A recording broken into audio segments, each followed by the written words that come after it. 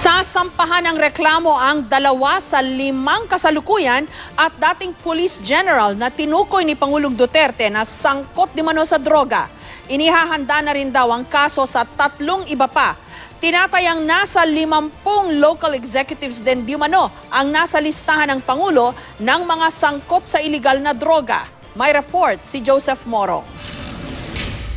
May ebidensya na raw laban kina dating NCRPO Chief General Joel Pagdilaw at dating Quezon City Police District General Edgardo Tino sa kaugnayan nila sa iligal na droga. Sina Pagdilaw at Tino ay 2 sa 5 general na pinangalanan ni Pangulong Rodrigo Duterte noong Hulyo. Yes, their role in involvement in drugs because this is the basis of the pronouncement of the President. Pinipino na lamang daw ang reklamo laban kay dating Region 6 Director Bernardo Diaz. Si dating PNP Police Deputy Director General Marcelo Garbo, dahil retirado na, ay ang Criminal Investigation and Detection Group o CIDG ang nagtatrabaho sa kaso.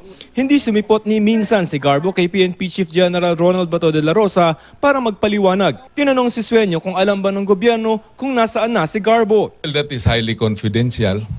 So we cannot reveal that. No? Ang matrabaho ay ang kaso din dating Chief Superintendent Vicente Luot na ngayon daang bantayan mayor na. Bagong upo lamang daw ito kaya wala pa silang makitang kasong administratibo pero sinasailalim nila ito sa lifestyle check para matukoy kung may irregular sa kanyang yaman. Kinansela na ng DILG ang permit ni Luot para makapagdala ng armas at tinanggalan na rin ito ng bodyguard.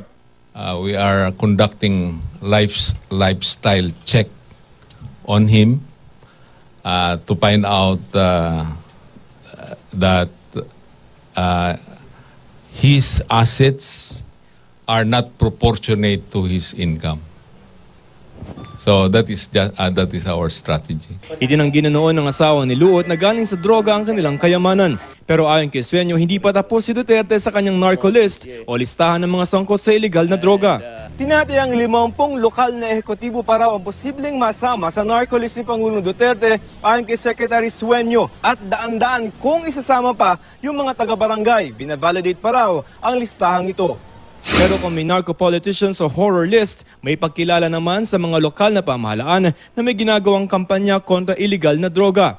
Sila raw ang matatawag na mga model governor. Joseph Morong, GMA News.